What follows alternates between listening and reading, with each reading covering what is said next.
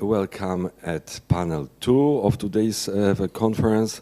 After a good meal, we are more energetic, I hope, and we'll be continuing our conference.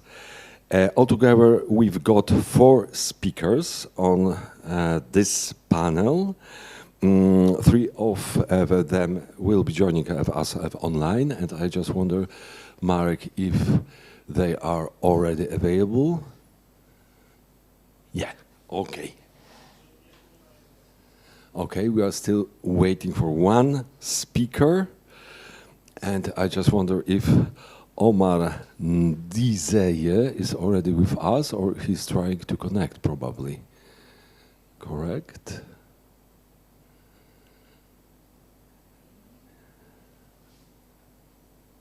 Yeah, Amy is with us. Hello, Amy. Hello.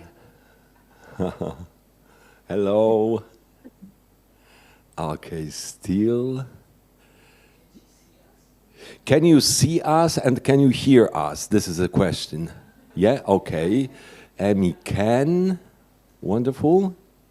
I can also see and hear you. Wonderful, wonderful. Hello, we are waving to you, we are greeting you.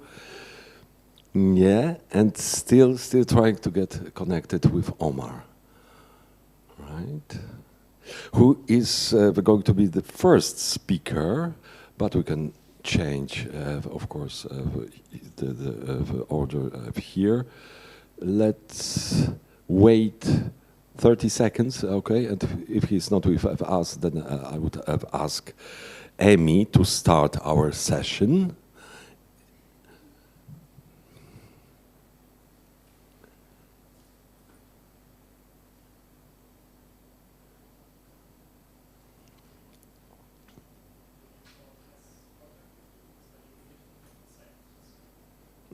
Okay.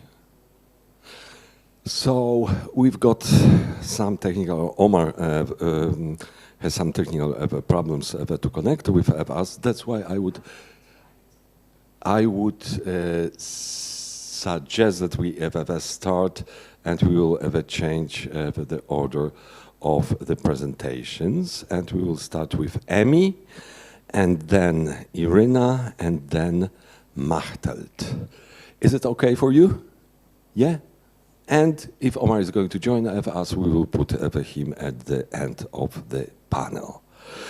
Okay, so now to Amy and to Machteld, because we are holding today a seminar, so less formal than a conference, we decided that every of us is going, so every speaker is going to start with a short presentation of himself, herself, like 2-3 sentences, and please just answer the question we asked to everyone here in the conference room. What brought you actually to this topic? Why you started to be interested in children's history? So with some more personal touch, you can just tell us about that. So as first, I'd like to ask Amy Williams, who's representing Association of Jewish Refugees, and she's going to talk on the topic newly discovered Kindertransport lists, how these documents connect to Kindertransport testimony. And I have to say, I've read already a short article about your research, which was published in the German press. So, Amy, the floor is yours. Thank you so much. Sorry I can't be there with you in person. I'm in Ireland at another conference. So I'm Amy. I represent the Jewish refugees, the AJR. I've been researching the Kindertransport for about, 10 years or so. And last year I found a really big discovery of most of the Kindertransport lists, and the AJR then employed me to do a big project with them. How I came to the topic of the Kindertransport is through my dad. My dad partly grew up in Switzerland. He was sent there in the 60s whenever we won the World Cup, sorry. And he was there then, and he was fine. He was just sent there for asthma and things like that. But I realised it was part of this wider community, this Pro Juventuti community that had helped Kinder. They'd rehabilitated children from the bombings, and then they'd helped children who had come out of concentration camps. So it was part of this longer history of helping children, and he was part of this post-war story of them continuing to help children, but in a very different way. So that's how I came to the Kindertransport. I knew that Switzerland had helped, and then just so happened to be the 75th anniversary when I was doing my first degree, and it sort of all clicked into place. Okay, thank you. And go ahead with your talk, please. Wonderful. How long have I got for my talk, just to be sure? Well, we are going to stick to 20 minutes. I thought so. Wonderful. Thank you. Okay, I'm just going to share my screen with you. Can you all see that? Yes, we can. Brilliant. Okay. So I feel like a bit of an imposter because I haven't actually fully started the project yet. So as I mentioned, I work for the AJR now, and we're going to be talking about the Kindertransport list. So I'm actually looking at the historical records at the moment rather than the Kinder's documents, but thanks to Iryna and the conference and everybody there, I've had the opportunity to think ahead about the Kindertransport lists in relation to the Kinder's documents themselves. I'll explain how this is part of a bigger project for the 90th anniversary towards the end of the talk.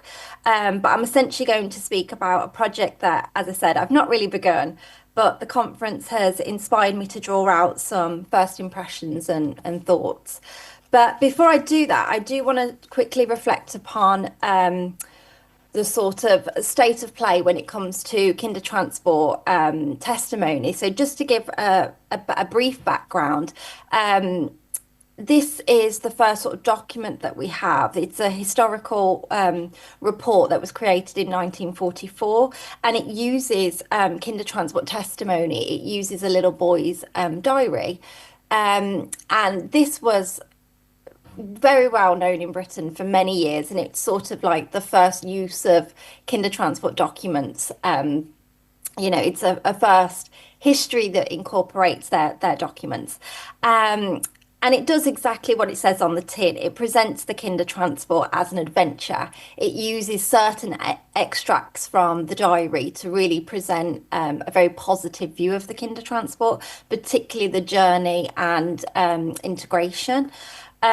Which is great, but obviously that's one side of the story. This report was created by the refugee children's movement, who it changed names many, many times, and I won't go into complicated history here, but essentially this was the group that rescued the children and looked after them in Britain. And they wanted to, preserve their history in all its glory sort of thing. It really wanted to reflect positively on what it had done itself. So it really used Kindertransport testimony to claim legitimacy for what it had done, its actions, how it had helped the children, essentially. So this piece of testimony is very positive, and it's packaged into a very positive report about this particular committee. The committee encouraged a very positive view, right from the start. And it sort of is interesting because this view holds for many, many years. It is something that we could really date back to as the emergence of some sort of national British narrative we have around the Kindertransport. Obviously, this is a very focused view. It's a committee view, but it is something that we can see later on in terms of testimony that develops into this very British narrative that we have of the Kindertransport. Oops, there we go. So we have this really positive view, and then all of a sudden in the 60s, some 20 odd years later, the Kinder themselves get together and they create this anonymous collection of testimonies. And it's really interesting because this collection totally contrasts with the report. The report does name the child, whereas this collection of testimonies is anonymous. We don't know who is writing what, but it definitely creates a really balanced view. You have really quite negative, harrowing stories, and then you have really positive ones of, the journey went smoothly, there was no holdups. They lived with a really nice foster family. You have like all the different extremes and variations. It's such a variety and a rich collection of testimonies here, and it is done by the Kinder themselves. The collective voice, I would say, is more strong compared to the individual voice of the first report because it's still a shared experience. And obviously, this is only 20 years after the war, so you can really see how, when they're writing these pieces, they're not too different from the diaries and letters that they wrote 20 years ago. They're still coming to grips with their stories. There is a sense of tension in the sense of they've not quite moved on and things like that. The volume is really interesting because it really gives an overview of many different stories, and they're sort of split into themes. And one of the theme, as we're going to talk about in a minute, is the journey itself, which is something that I'm most interested at the moment. So go to the next slide. So there are all these developments in the history of the testimony of the Kindertransport. We could sort of argue that we start off with these positive testimonies that come to light. They're used by institutions, and they sort of become part of our national narrative, which is very positive. But then when the Kinder sort of take over, their testimonies are much more critical, much more diverse. They don't only present positive aspects of the journey. They're more multivocal, and they're more transnational. Kindertransport testimony has often been used to promote a certain narrative, particularly in Britain. But when we get down to their actual documents, you can see that their focus is more transnational. They talk about their home life, their journey, their arrival. You can see this sort of movement across the page, if you will, which you don't see when the testimony is used and placed in exhibitions. So I would say from pretty much the 40s all the way to the early 2000s, we have this really positive view of testimony. And I think it's only the Kinder themselves. I mean, we have those early ones from the 60s, but they are not really listened to. I would say it's only in the past 5 years that we can see a more diverse remembering of the Kindertransport, that it wasn't just this positive thing. You can see a much more transnational approach. The Kinder's memories result obviously from their transnational experiences, so you can constantly see a shift between worlds as the old world, gives way to the new. And this is something that we just don't see in earlier forms of testimony. So when I found the lists in the archives last year, this is a selection of lists. You can see the sort of pinky looking one is a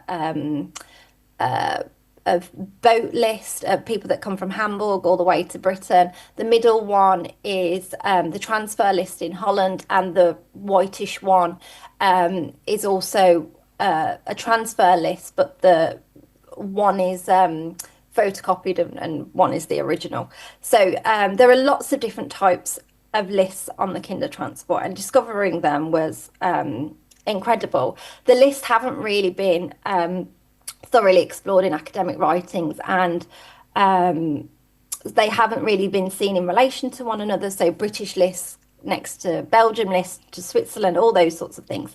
And these lists are really interesting because, as you can see here, you can see the names of the children, their Kindertransport numbers, their home addresses, their dates of birth, where they might be going to, if somebody needs to be is hospitalised and things like that. And on some lists, you see the chaperones' names and their addresses. So there's all this like wealth of information that many of the Kinder, when they talk about their journeys, just didn't have up until now. So how these lists relate then to a particular document. The document is down here that you can see, and it's a little boy who is describing his journey. He talks about how he journeyed through Würzburg.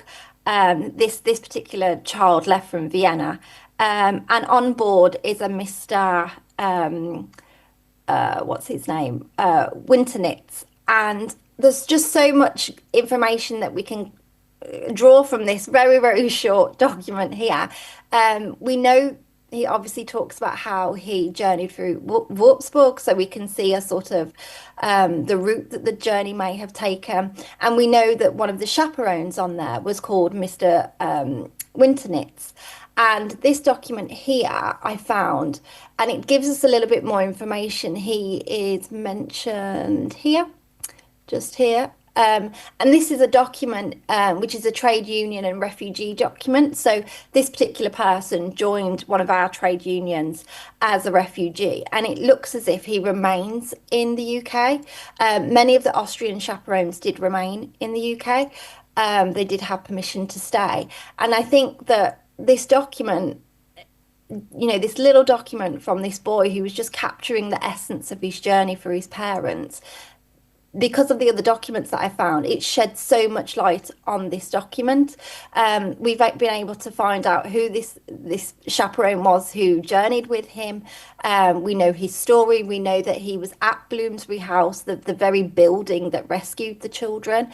And then we have the little boy's actual Kindertransport list, and there are very variations of this. This is the sort of overview list. This is the the edited list. I can't say that word today. And this is the final list. So you can see that development of how he gets onto the Kindertransport. And for most of the Kinder, it was these documents that they wrote themselves. That's how many of the older children remembered their journeys, and that's how we as scholars have remembered them as well. We've pieced together from what they've said, but now because we found these documents, they really complement one another. There are details in these documents that we don't get here, and vice versa. Again, this little girl writes about her journey. She was she was Austrian as well. And this little girl talks about her arrival. She talks about what day she arrived.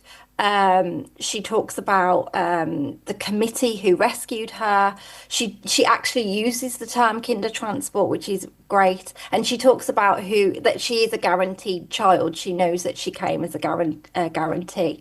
And what is really fascinating about these documents is that we don't just have the Kindertransport list. If I just go back one, this little boy, we now know he has other documents which talk about his arrival. And we know that he arrived on the ferry called the Vienna with 202 passengers and 150 refugees, 150 tons of cargo, 127 bags of mail, and it arrived into Harwich at 5:40 in the morning. And we also know that this particular transport, he obviously goes through Würzburg, but then he enters the border region in Iryna at 6:18 on the afternoon. So he leaves the day before and is entering Holland the day after at this stage. And again, with this document here, we can track her journey through the notes that she made herself at the time. A lot of the Kinder, for example, write little postcards to their parents on the train. So if I go to this one, for example, this is a description. She's writing this on the train itself, and then she reflects after the fact. This is from the very first Kindertransport, and sadly I don't have the list, so we're so dependent on these files still, even though we have the list. So this is a description for her parents. She talks about how they've gone through Hanover. She leaves she leaves on, as I said, the first German transport. She talks about how the journey took 2 days, that the children in her car, as she says, were first rate. She says she's ate too much food. She talks about the border check in Bentheim, which really does correlate to all the other lists that I've been looking at. She talks about how the Dutch received them at 6 o'clock. Again, the other train was 6:16, so a similar sort of time. She talks about the committees who were involved, that they stopped in Utrecht and Rotterdam. Again, while we don't have this list, it mirrors what I found with the list before. She talks about how the Dutch checked off the children's name at the Hook of Holland. She says that they boarded the ship at 9 o'clock, which we know, and the ship left at 11 o'clock. She said they sailed for 7 hours. She didn't really have that much sleep and she was seasick, and a lot of children were crying. And that when they arrived into Britain, she was examined by a doctor. And she talks about being given a tag, and she was on the first Kindertransport, so her Kindertransport was like, 1 to 200. And she talks about being given the number 6013, which is really puzzling because that's not the number of the tag she journeyed on. So that there are parts of this testimony which are fascinating because they don't correlate with any of the lists. She talks about how the suitcases had already arrived into Harwich. She talks about her new address. And then she talks about how they arrived into Dovercourt holiday camp, so off the ferry and into the camp the following day at 9 a.m. And then she goes on to talk about what she did and that they had free time until 1 o'clock. But how does it work then when the Kinder have no memories? They have no documents or their own documents, their own travel documents or documents that they've written at the time. These two children were very young. One was 7 and one was 4. They hardly have any memories of the journey. And it's only through the list that I found that we could start to piece together some of their stories. So Eric Reich on the left-hand side, the boy in the statue, he was 3 years old when he was first expelled. He was Austrian. He grew up in Austria, but he was of Polish descent. So during the expulsion, he was sent across the borders with his family. So that was his first expulsion. He was 3 at the time, so never remembered that. And he was 4 when he left on the Kindertransport. He didn't leave from Vienna, but Gdynia. He sailed on the Warszawa, and this is his list here. But he has no memory of this. It's only through these documents that I found that we're able to talk in any great detail. This is Hannah Zachmiley. She was 7, and she remembers very small details. She remembers the number that she was given, 8814. She remembers her parents sort of helping her clamber up the steep train steps, but the journey itself isn't really known to her. She talks about totally shutting down and being very isolated on the train. And somebody she assumes being a chaperone, we do actually know the name of the chaperones for this one, says, why can't you be like this child? Because she was like totally frozen. She talks about how she totally went into herself at this point. But this is as an adult reflecting back as a child. She doesn't write this at the time. And she talks about on the journey being so desperate to keep hold of her Kindertransport tag with this number around her. And Hannah's list, we also know that when the date and when she travelled, but we also know her ferry information. We know again she travelled on the ferry Vienna with 197 passengers, of which 162 were refugees. It had 49 tons of cargo, 2 cars and a trailer. It had 170 bags of mail, and it arrived into Harwich at 5:30. So just to sort of pull things together then, we have a lot of documents that Kinder wrote at the time about their journeys and subsequently all their interviews and their autobiographies that they write in later life. And while a lot of them know, particularly older the child is, know a lot about their arrival and their history beyond the journey. Many of them don't have full pictures of the journey itself or how they even got onto the transport. And that's something the documents that I found can sort of complement their stories. So just giving their list back, we've had a whole range of reactions to them. I mean, some of them thought that they would never see them. And there's a real reciprocal relationship that I see with these documents now, because the family themselves get to reconstitute what that family life was like before departure. We get to see the Kindertransport, particularly the journey itself, in a better, more broader, more richer, in-depth context because of the children's writing at the time, because of their post-testimonies and the documents. And I suppose seeing their Kindertransport documents or these sort of lists gives them a sense of how they developed as a person. This is the list that rescued them. This is the list that enabled them to have, the lives that they did beyond the journey. So they've really started to reflect again about, they're not rewriting their stories or anything like that, but they're just reflecting more deeply on the journey itself now, I think, because of these lists. They wanted to know who they travelled with. There are these sort of, in their interviews, they say, well, I think I travelled with somebody in my class, and now we can confirm that.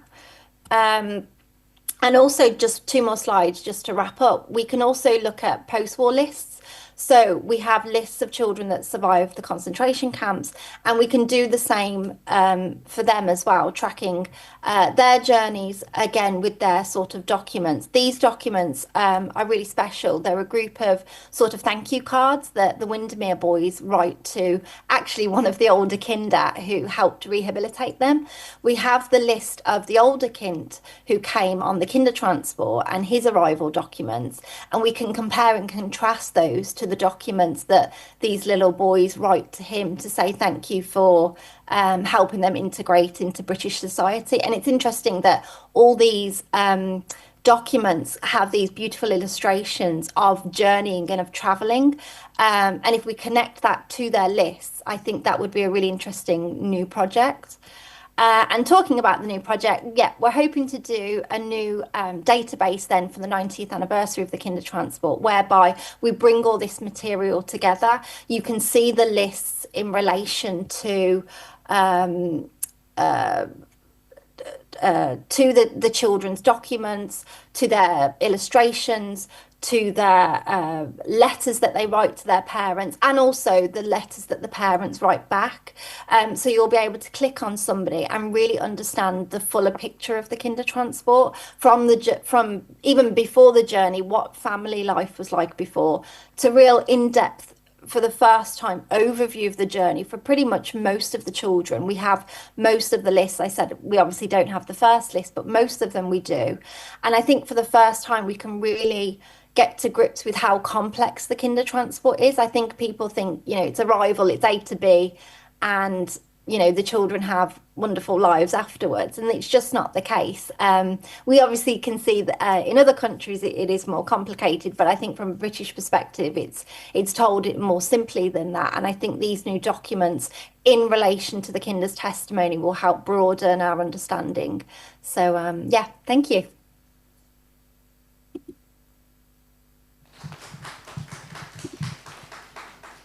Amy, thank you so much. I hope you have heard the applause from the conference room. Thank you so much for giving insights into this very, very important project you've launched. How long ago actually you started working on that? From last year, I'm really collating data around the lists themselves. So okay. It might be a while until we're able to do and flesh out what I've just talked about here. Yeah. Thank you. So please stay with us because first we are going to have 3 or 4 talks, and afterwards we are going to collect questions and we are going to have a discussion. And now I'm going to Iryna Korolets. From the Ukraine. Now she's based in Germany since 2022, and we are switching from historian to a psychologist. Iryna wird auf Deutsch vortragen, so haben wir die Entscheidung zusammen getroffen. Und erstmal, Iryna, bitte kannst du dich kurz vorstellen, ein paar Worte über dich sagen und dann eine kurze Antwort auf die Frage, was hat dich zu diesem Thema gebracht? Danke nochmal für die Einladung. Ja, seit ich Deutsch lerne, meine Englisch-Urlaub zu haben, ohne Rückflugticket, ich glaube. Ich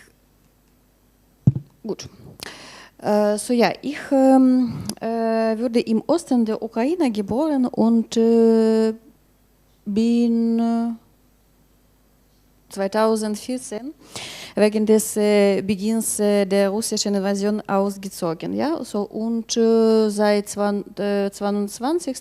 Ja, es ist zuerst Dnipro, dann Lviv, dann Berlin. So. Über Polen, genau. Seit 22. lebe ich in Berlin und arbeite bis heute in einem psychosozialen Zentrum bei KommMit, das mit Migranten und Geflüchteten arbeitet. Bis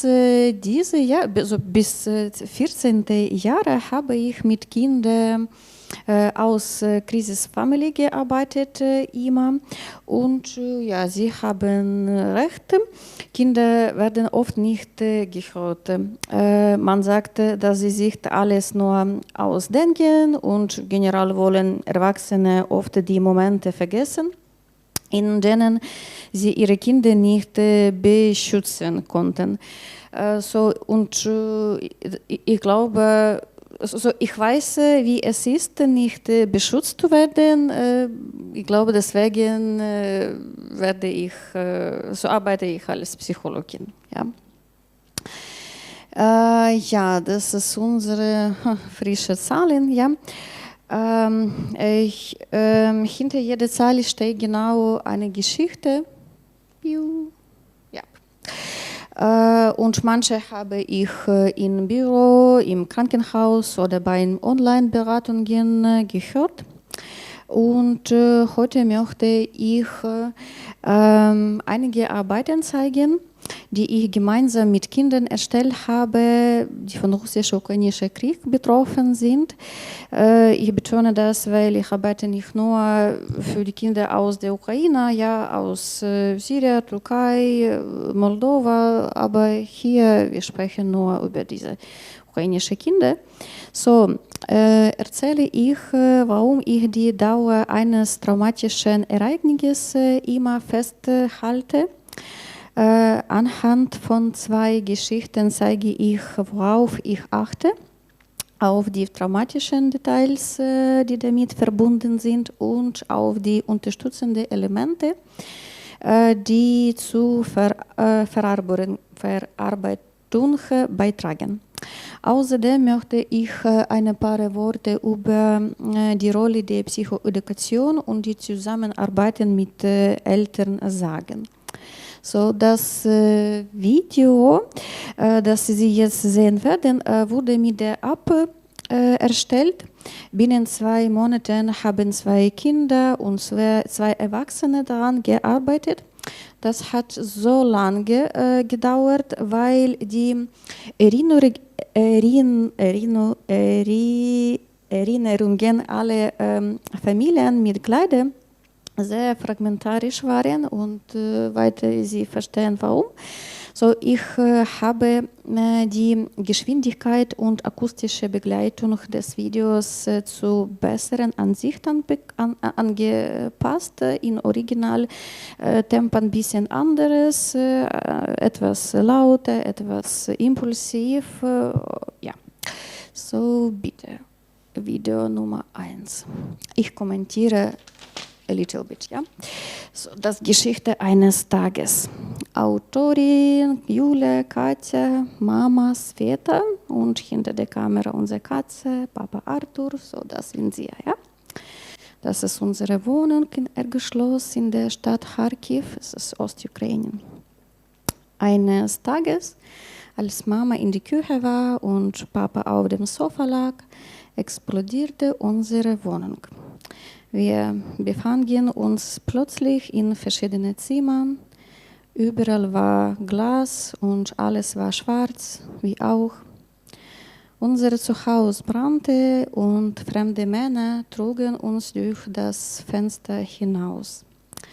Zuerst kamen wir in einen Keller, dann fuhren wir allein ins Krankenhaus, wo wir ein Spielzeuggeschenk bekamen.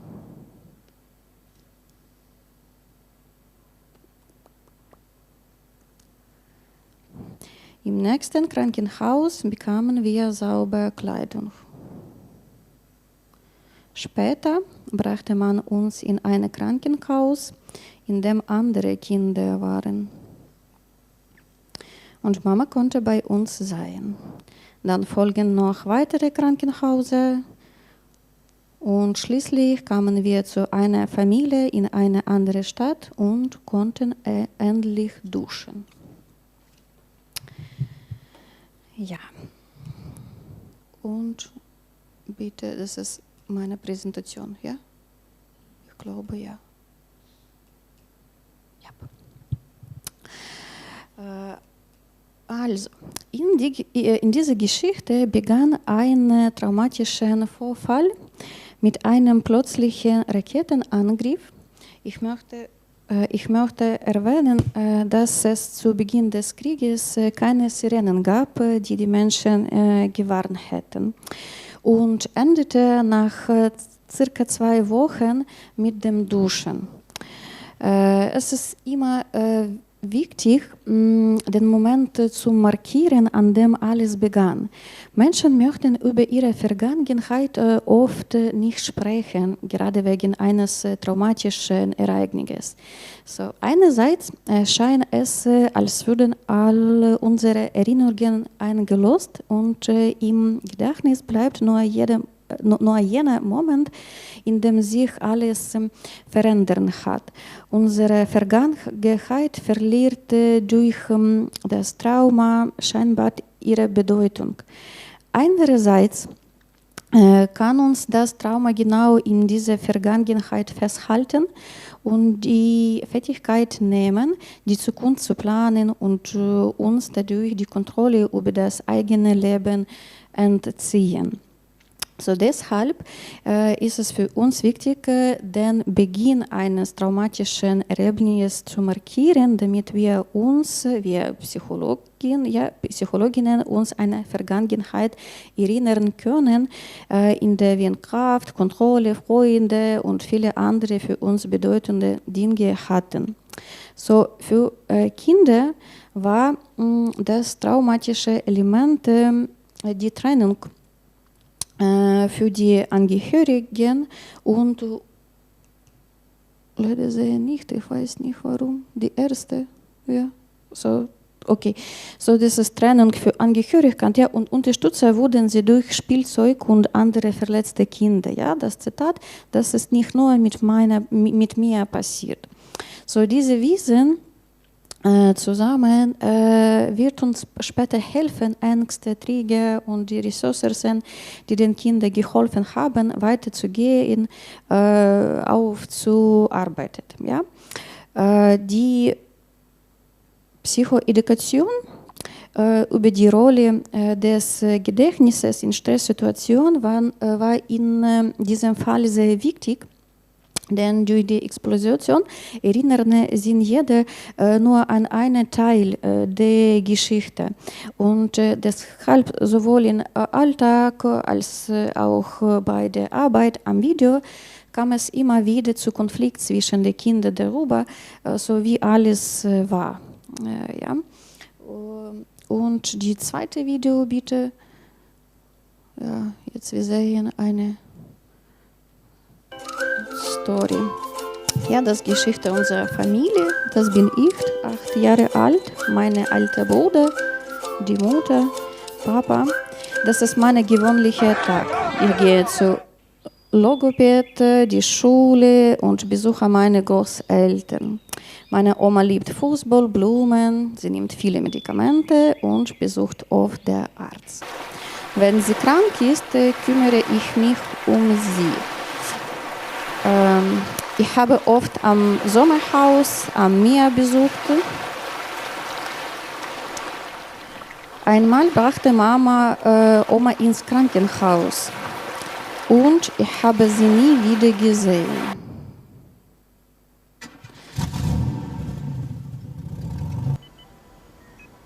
Dann kamen neue Jahre, wir feierten es in Kiew. Und als wir nach Hause zurückgekommen sind, haben wir oft mit dem Nachbarn im Flur gesessen, weil der Krieg begonnen hat. Das ist Ort Mariupol, Südukraine. So, das war ein schlechter Tag. Eine Rakete schlug ein. Wir konnten rechtzeitig in ein anderes Zimmer fliehen. Mein Bruder hat mich die Treppe hinuntergetragen. Danach lebten wir zuerst bei einer Familie, dann bei einer anderen Familie. Ich spiele mit den Kindern und schließlich sind wir nach Kiew gezogen. Entschuldigen, die Musik passt nicht sehr, weil ich habe kurze Video. Ja. So, ein traumatisches Element war hier der Verlust. Einen Moment. War der Verlust der Brille bei der Explosion. So, die Junge konnte ohne sie nicht sehen.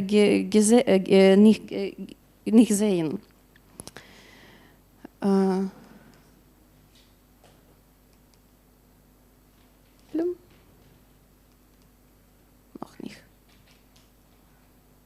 Hier. Ja? Okay. Unterstützend war, dass sein verletzter Bruder ihn aus dem brennenden Haus getragen hat. So, nicht allein bleiben, ja? Und sie haben wahrscheinlich bemerkt, dass die Geschichte eigentlich noch lange vor dem Krieg begann. Der Krieg begann in dem Moment, als das Kind um seine verstorbene Großmutter weinte, die eine wichtige Rolle in seinem Leben gespielt hatte. In der Ukraine nehmen Eltern Kinder oft nicht zur Beerdigung mit und erzählen nicht viele darüber. Ja, so, sie sagen einfach, ja, ist gestorben, ja, ohne zu erklären, was das bedeutet. So einfach trauerte er um sie. Mit Beginn des Krieges war er um seine Großmutter besorgt, ohne zu verstehen, dass sie bereits nicht mehr lebte.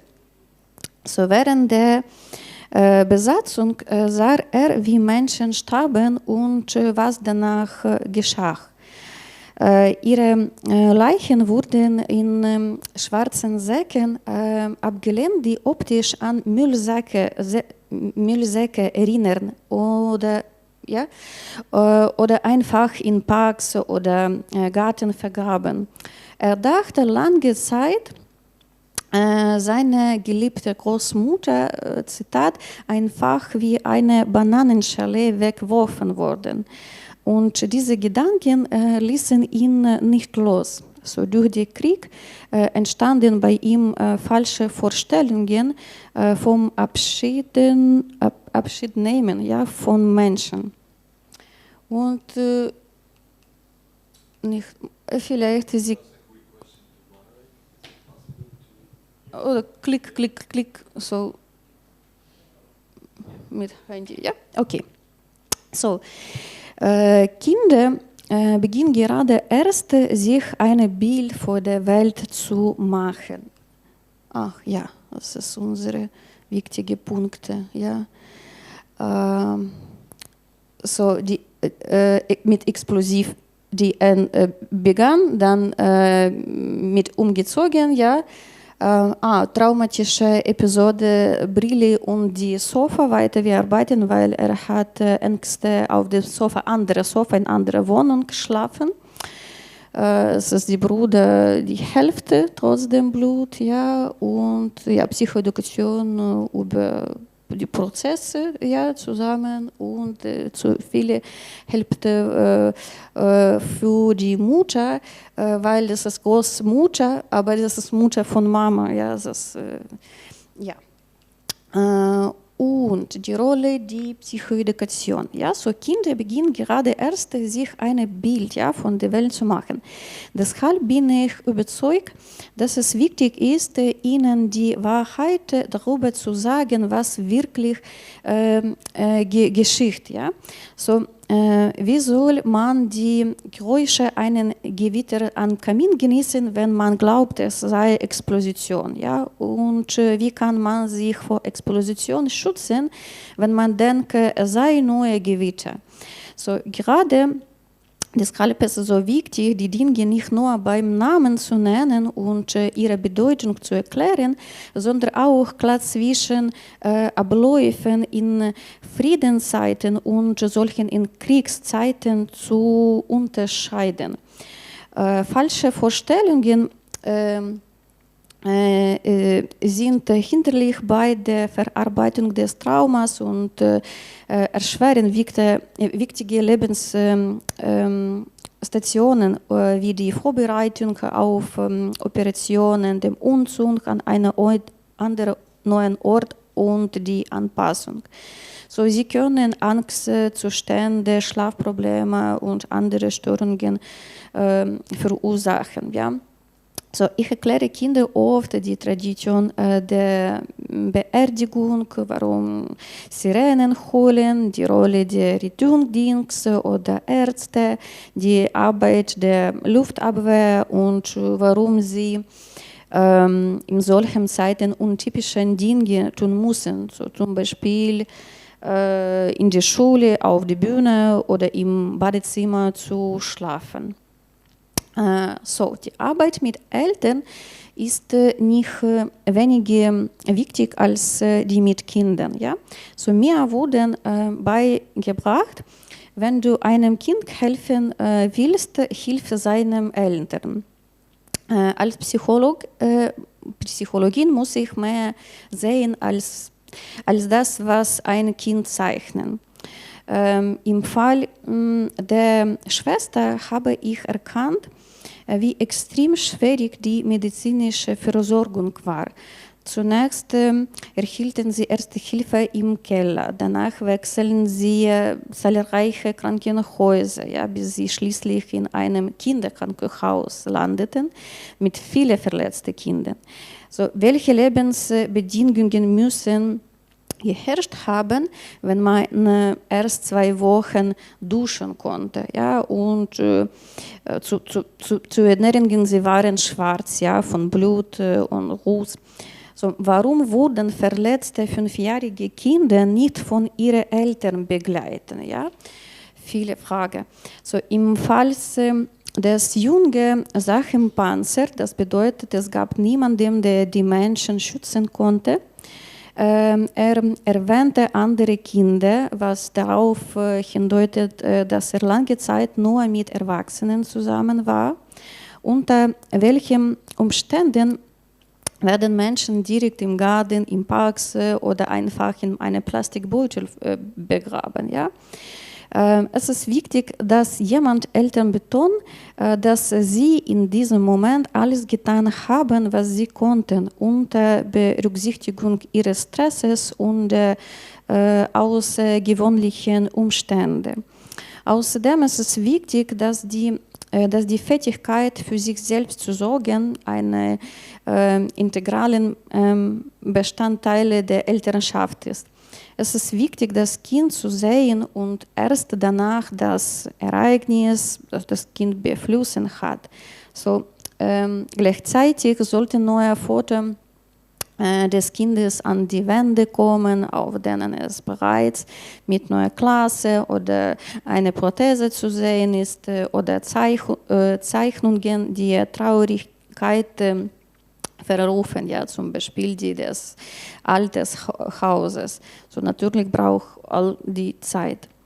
Und abschließend möchte ich bei Ihnen einfach dafür danken, dass Sie Ihre Arbeit machen.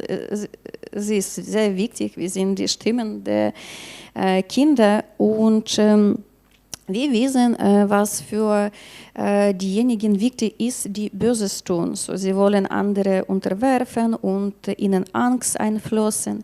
Ich möchte weiterhin meine Werte pflegen, insbesondere den Wert des menschlichen Lebens und den Glauben an das Gute in Menschen.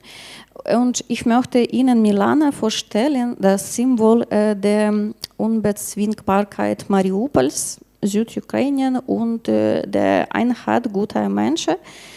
Sie ist eines der ersten betroffenen Kinder, die im Alter von 4 Jahren infolge eines Raketenangriffs ihrer Mutter und eine Teile ihres Beins verloren hat. Sie kämpfte um ihr Leben zusammen mit ihrer Großmutter und vielen anderen Menschen. Die Stadt ist immer noch besetzt. Dieses Wandbild gibt es nicht mehr. Sie hat ihn gemalt. Aber heute darf ich ihr Lächeln genießen. So ein Moment voller Licht. Doch damit es möglich wurde, haben viele Menschen mitgewirkt. Ja? Jemandem hat ihre medizinische Behandlungen, die Prothesen, die Erholung und die Unterstützung durch verschiedene Fachkräfte ermöglicht. So jemanden hat geforscht und Bücher geschrieben, die ich in meiner Arbeit verwendet habe. Und jemandem, genau, ich weiß nicht wo, aber hat vor 9 Jahren an mich geglaubt und mir ein Stipendium geschenkt, ja, damit ich Kinder in Not beistehen kann. So ich danke Ihnen von Herzen für Ihre Arbeit, für Ihre Aufmerksamkeit. Danke.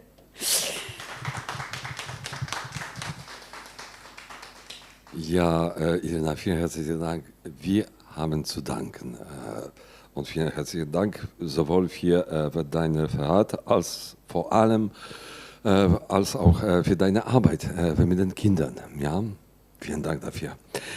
Okay, also now we are going to the next speaker, to Machteld Venken. She is from the University of Luxembourg, and she's going to give us a talk on child forced labor and analysis of ego documents throughout time.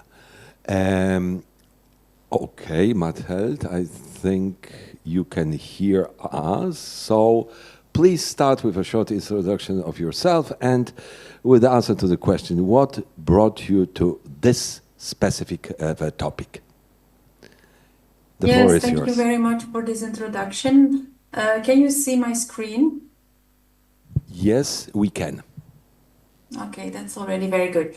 Yes, so I am a scholar interested in transnational history. So I have been working on migration, and I am also very interested in border regions because there is a lot of interaction there as well. And you see a lot of people working on transnational topics, also having a fascination for borderlands. And so when I started to think about my habilitation project on borderlands, I went to the archives and I very quickly realized that what you see in scholarship, what is published, is different from what you see in archives. So in the scholarship, you see a lot of focus on adults. Adults needed to be disciplined when borders changed, for example, needed to be displaced, and there is a lot on that in scholarship. But you go to the archives and you see that nation states had always a dovetailed strategy. So as much as adults needed to move out and be disciplined and like lose civil rights and so on, children needed to be brought up to be exemplary citizens of new states. And so in the end, my habilitation is then about this periods after the First and the Second World War in specific border regions in Europe. And so what I'm going to present today is a standalone article that I published 10 years ago, and I was very fascinated to see that I was contacted by the organizers of today's conference and that they want me to present this research. So if you listen to Amy is at the beginning of the life cycle of her research. So I am absolutely completely at the end of the life cycle of the research for this paper. And it was interesting for me to revisit what I had been doing actually as a rather young postdoctoral researcher. So let's dive in. Yes, what I'm going to present today is an article that was published and that is available in open access. So I didn't do follow-up research on this. Whatever I'm going to say today can also be found in this article, and you don't have to pay anything. You just go on Google and you will find that. So I'm going to speak about Polish child forced labor during the Second World War and the way it was remembered throughout time. I'm going to give you information about historical context and the methodology I used. Then I have like a 3-step analytical procedure, and then I will come to a conclusion. So I actually have 5 slides. Let us start with the beginning. So Polish, you see it in the article, I start with a section on Polish child forced labor, and that is, I there gathered insights from existing research. I didn't do specifically my own research on this, on the facts or the regulations. You find in the article some of the Dienstpflichtverordnung from Germany from 1940, and then how from 1942 Polish children started to be massively recruited from 10 until 14 years old. You have some estimations about the numbers, but that will always be very, very only estimations, and they contradict each other. But the best one I could offer is 1.5 million Soviet and Polish child forced laborers. So there is no specification specifically there. I did what I could in terms of numbers. What you also see is that there are some guidelines about the work they should do, but that it was very fluid, and often they were doing the work of adults, but of course they could work as much as adults. And there you see that it's very important to look at their testimonies in order to find out actually what the work looked like. Yes. Then I have a section on Polish child forced labor remembrance, and here is a very a first statement I make by publishing this article, and that is that before I wrote this article, especially at that time, so 10 years ago, there was the research was quite popular in Poland and in Germany that was done within the framework of these compensation payments for forced laborers. So you had big oral history projects done from the early 1990s onwards until in the early 21st century.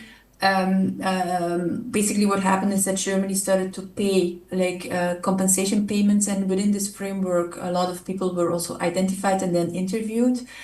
And so this was taken as ground zero. And what my article does is to say we do have materials from before. We do have autobiographies and interviews from the 1960s and 1970s. And so these more recent researchers who have been analyzing these more recent testimonies, they would either completely ignore it and say such materials are not there, or if they would mention it, they would say, yeah, but these materials were composed during communism, and then full stop, nothing more.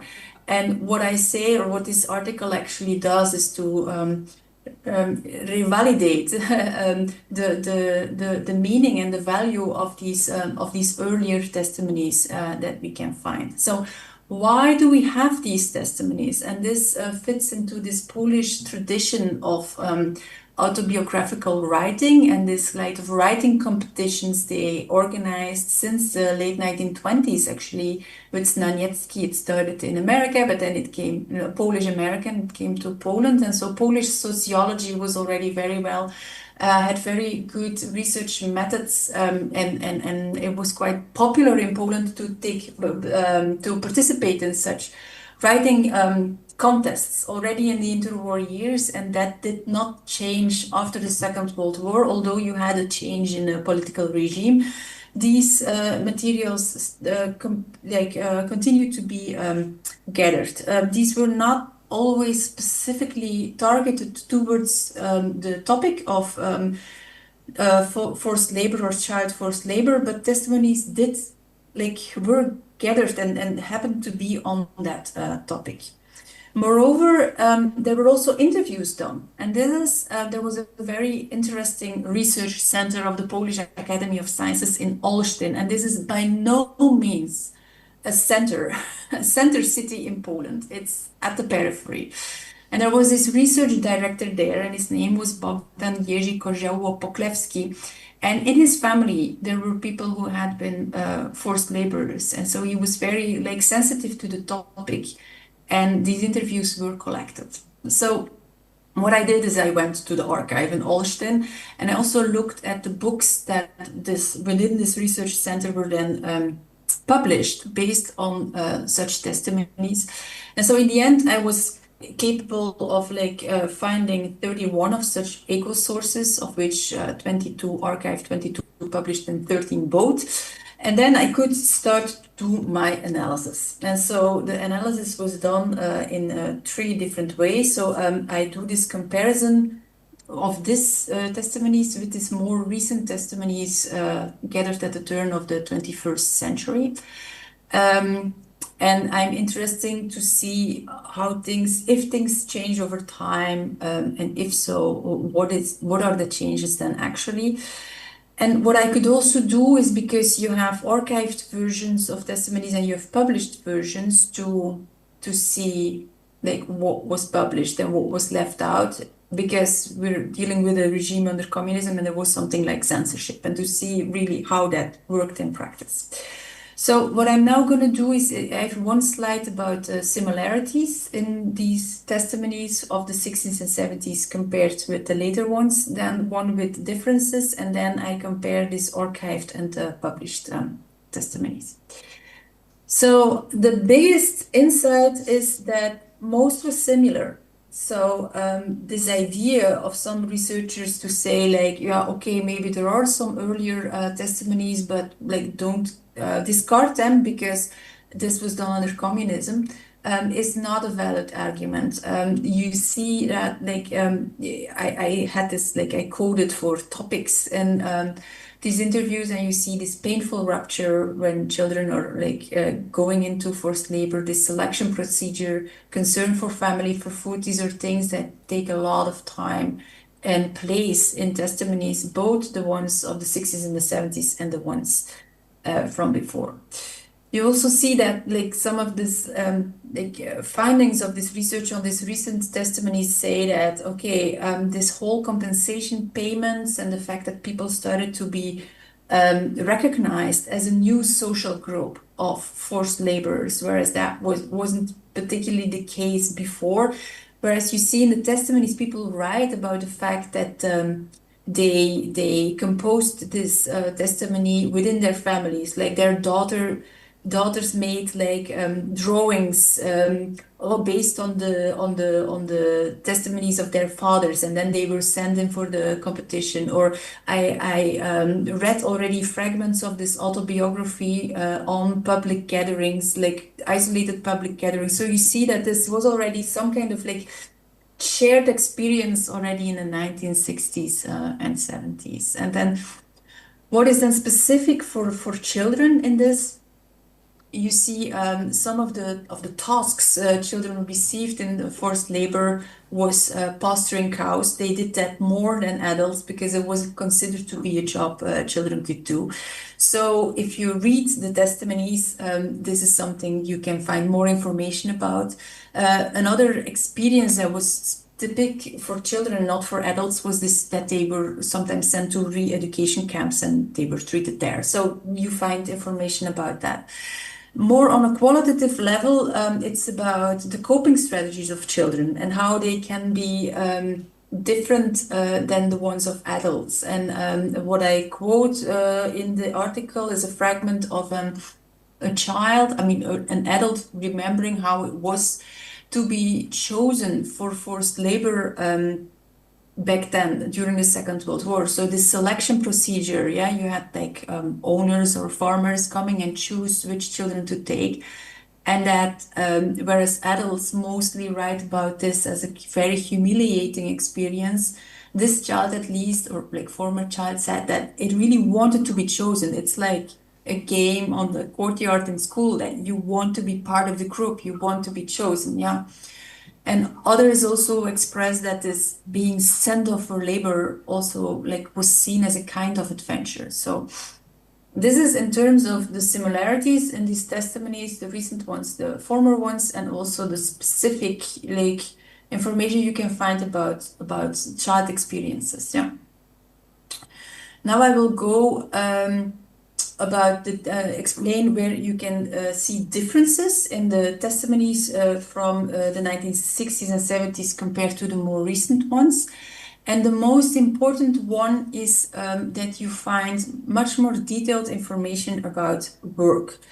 And because if you want to know something about forced labor, labor is a very important element in forced labor. And what you see in these more recent testimonies, you see that the accent is very much on the forced element of the labor.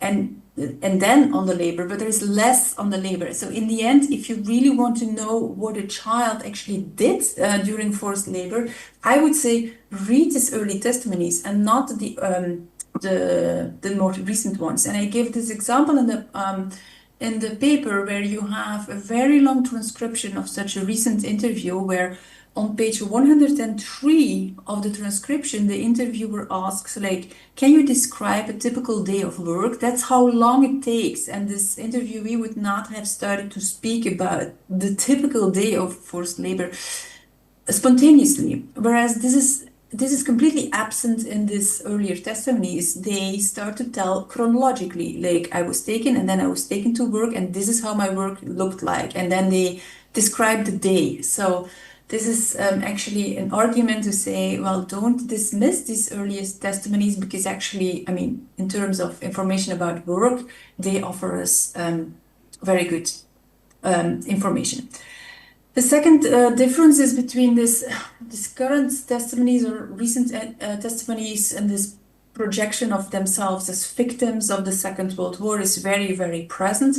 Whereas in these earlier testimonies, people are much more hesitant to put themselves forward as victims, and they compare themselves constantly with other people that are living in their environment and say that they are not the ones worst off. They also compare throughout time to say that like life before the war was also not always pleasant and life after the war was also not always pleasant. Sometimes they had more food during the war than before or after, and they are very like conscious about it and put it always in such kind of perspectives. And then a third difference is that like the consequences of forced labor in these recent testimonies, this is psychologized, and this is you have this whole like movement of speaking about war traumas and so on, and that is you see it articulated in these recent testimonies. Whereas in the former ones, it's only and it's never about the psyche. You see physical consequences of forced labor, like somebody has a disability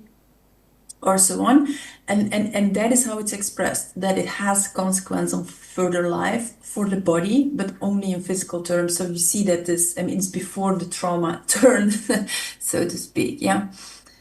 And then I'm now going to go to this third element, and then I will conclude. And that is, it was very fascinating for me to compare the archived testimonies with the published testimonies from Olsztyn there, and to see what was taken out when something was published. And the first very, very compelling element there is descriptions, characterizations of the local borderland population. And so you see Holstein, that used to be part of East Prussia. So this is a region that like became Polish after the Second World War, used to be German in the interwar years, but at the end of the First World War, there was this plebiscite, and these people had to decide whether they wanted to be Polish or German and so on.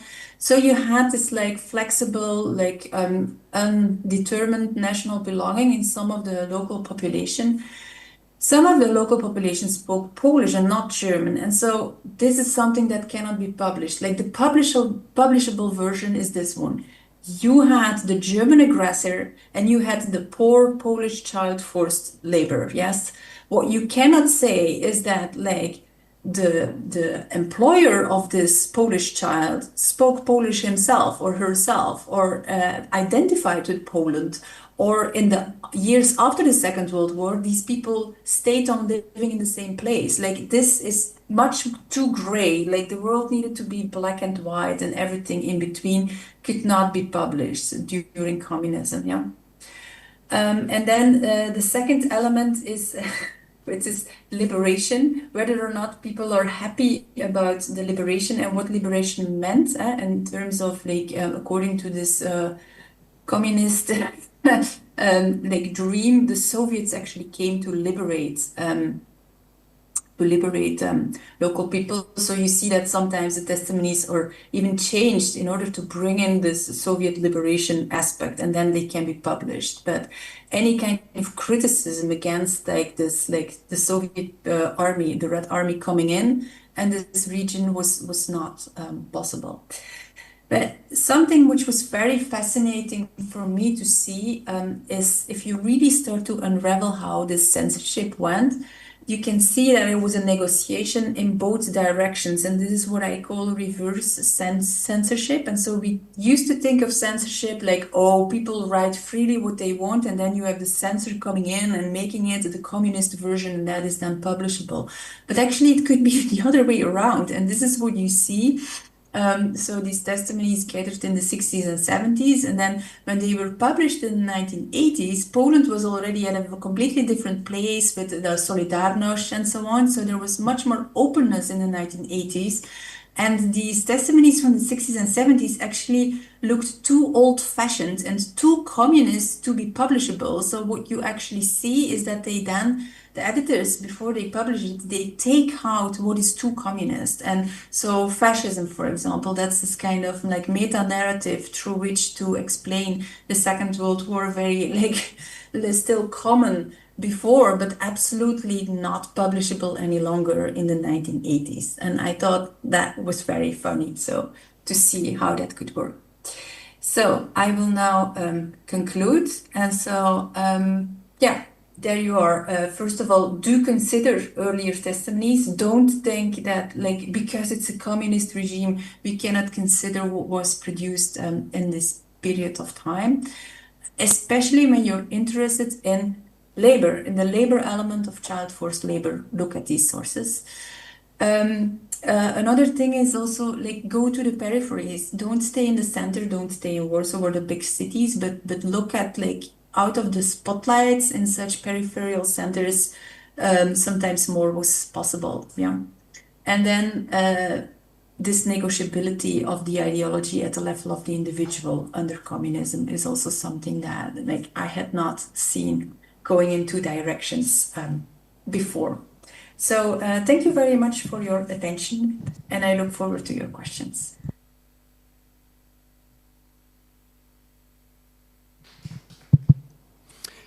Thank you, Machteld, for your paper. Thank you so much for mentioning Holstein so many times.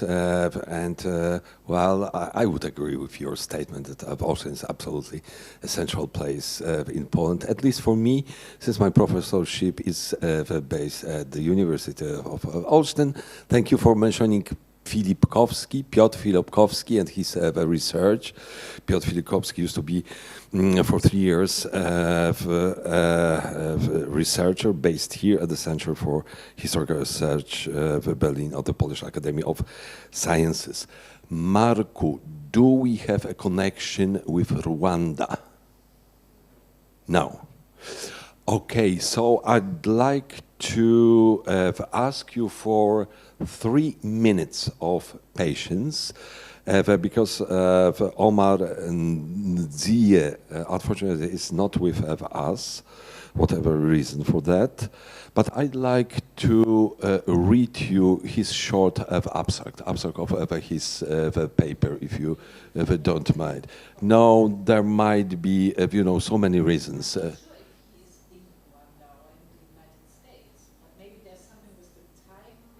Yeah.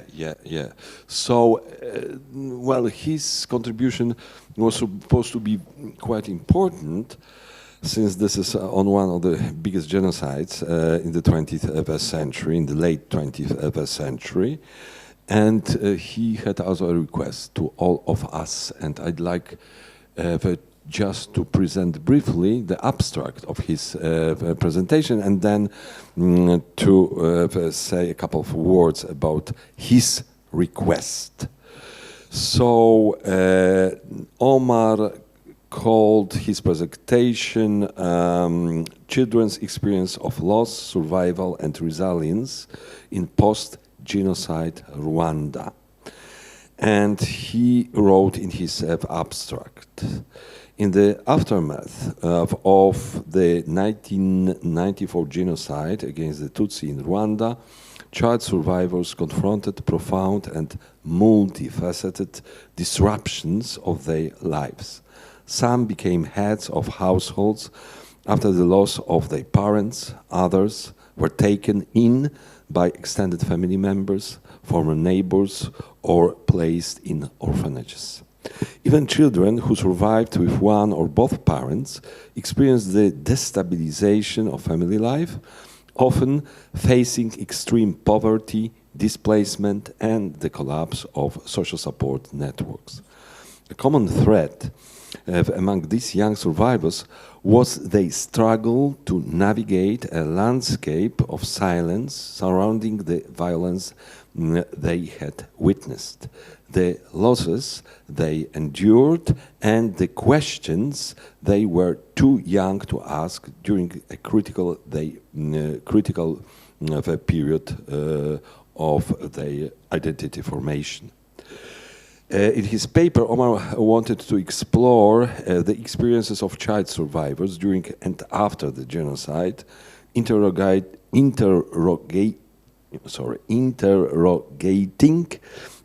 the presence or absence of social structures capable of supporting them in its aftermath. How did these children, burdened with trauma and profound loss, negotiate their daily realities in a society undergoing national reconstruction? ? How did they confront the lingering specter of genocide while striving to rebuild their lives alongside their peers in a nation marked by poverty, trauma, and competing memory? ? Drawing on survivor testimonies, archival materials, and existing literature, Omar's paper examines the long-term psychological, social, and cultural impacts of genocide on children in Rwanda.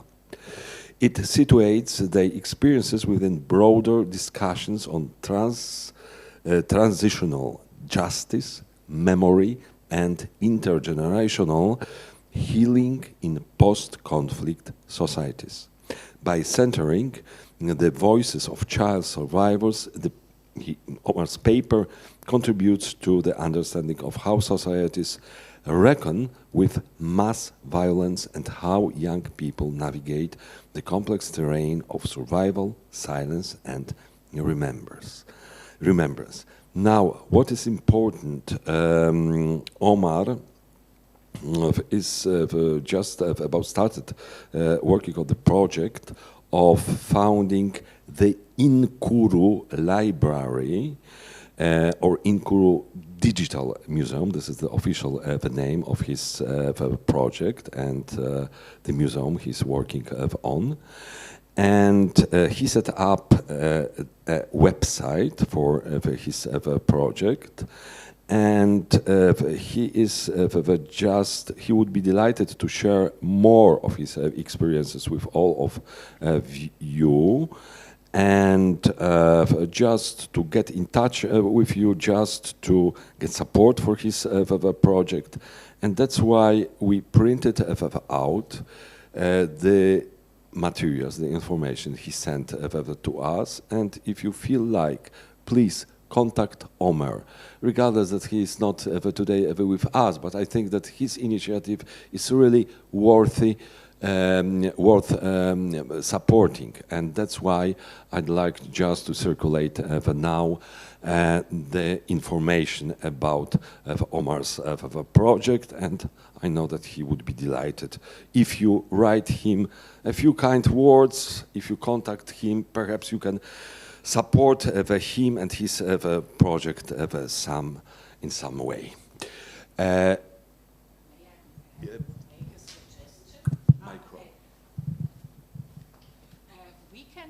On, and maybe he will appear, maybe there's something with the digital, I don't know, internet connection or so, and if he might join or answer mine or your messages, he can speak, yeah, and if not, yeah, I don't know, maybe something happened or so, I don't know. He himself, by the way, is a child survivor of the... Yeah, that's what I should have mentioned at the very beginning, yeah. Okay, yeah. Anyway, let's please start a discussion now, okay? Because we have a possibility to ask questions, to express our comments. And if you allow me, and if we've got all 3 online speakers now available, Marek, yes? Is everyone now online available? Because I can see only Machteld, and I can see her name, but without seeing her. Okay, Emmy and Machteld are with us, and Iryna as well. So I would ask first a question to Emmy.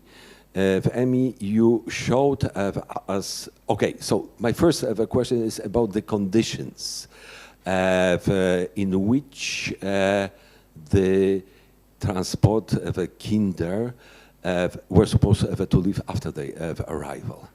And, you know, first months, perhaps first years, did someone was interested at that time to a kind of, well, therapy, or at least was interested in the personal stories, if it's documented? It will be the first question to you, Emmy. And the second question is about iconographical sources, because you showed us on one of the last slides some drawings, beautiful drawings, I have to say.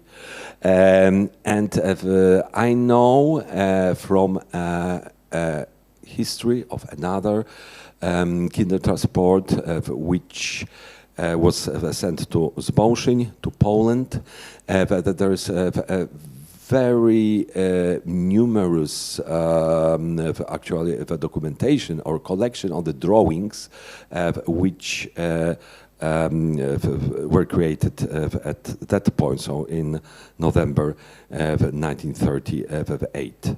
So, and of course, a general question: how should we? What questions should we ask as historians to this sort of sources, or iconographical sources? Well, now the questions to Machteld. You were talking mainly about 2 groups of primary sources you analyzed. So the first group from the 1960s and 1970s. And could we be more specific about this collection? Because you mentioned that they had been collected in Olsztyn in the late 60s, early 70s, but they were authored, the memories were authored by the children from this specific region, so Warmia and Mazury, Ermland and Mazuren, or they just found their way to Olsztyn, to the archive there. So these are memories of the Polish children. I hate this description, by the way, or the children from this ethnically mixed region.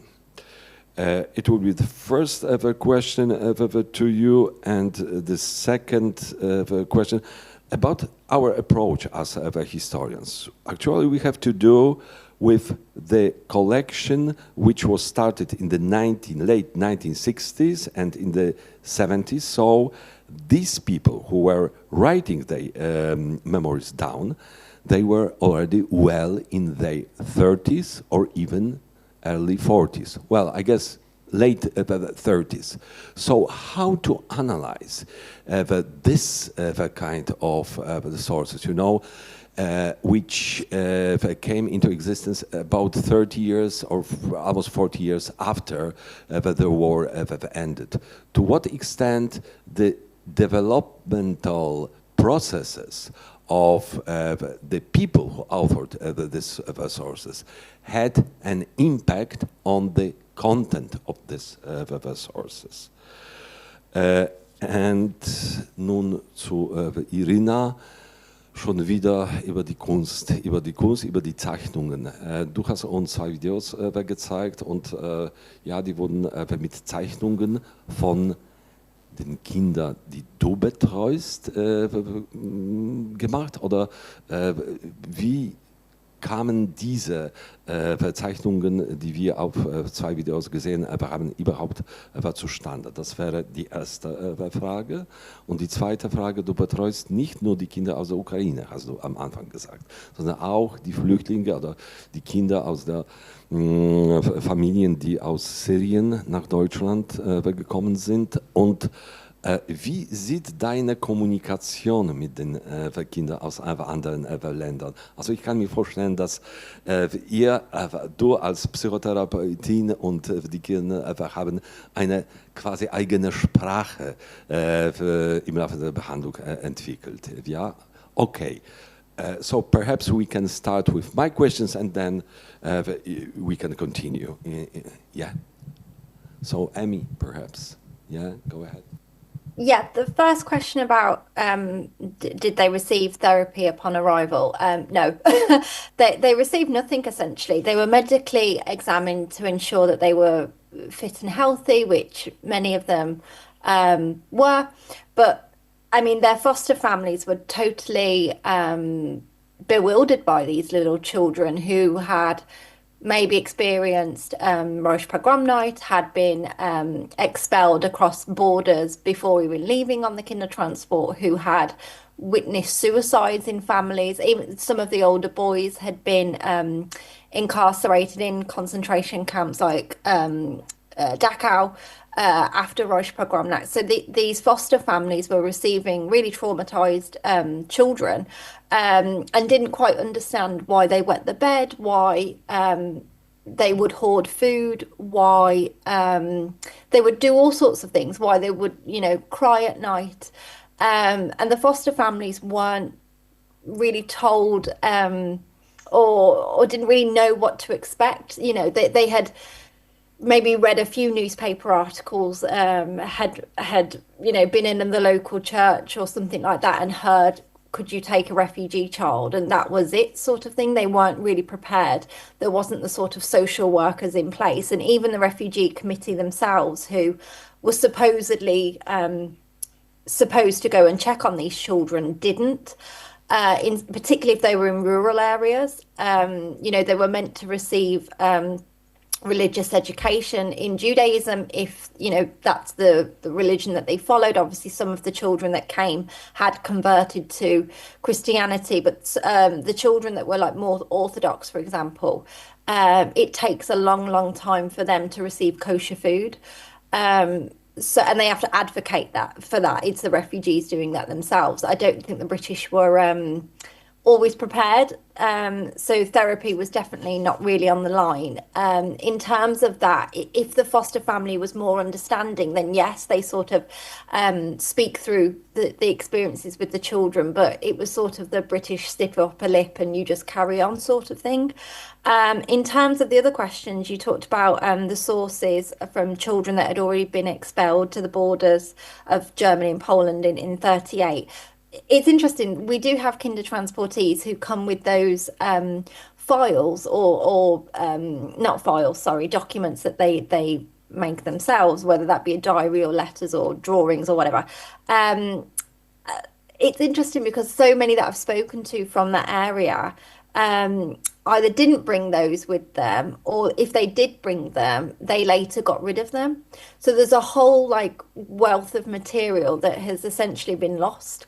And I think that would have maybe changed the way that we might remember certain aspects of the Kindertransport. The only sort of those drawings that we have are from the children that arrive later, who arrived, I suppose, on post-war Kindertransports. The children that arrive on I'll call them the earlier original Kindertransports, the ones to rescue. They're more written documents that they bring with them. A few of them bring sketchbooks, but not many of them do. What I've seen anyway, it's a lot of written material, and this material is interesting in the fact that you can see the movements between, suddenly they just stop writing in German, and that's obviously because they've started to write in English. And in some of these books, you can see, particularly if they're being bullied, British children drawing swastikas or images of Hitler in there. So you can see the sort of anti-Semitism that the children were incurring and facing in British schools. And then the last one you talked about was, the iconography of the, using images like a plane or a boat and things like that, which many of them travelled on. And I mean this for Kindertransports, the rescue version and the post-war after surviving those horrors.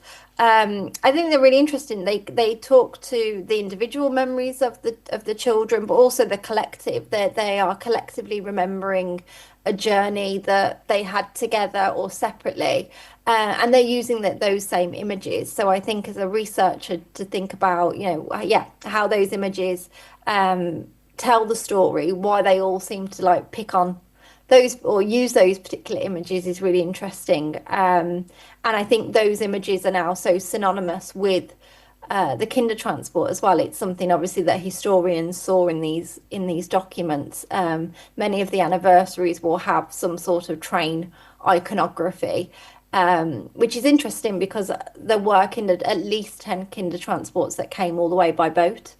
And I think that's something that we overlook sometimes in terms of understanding that there were Kindertransports by plane and by boat, not just the typical journey of the train.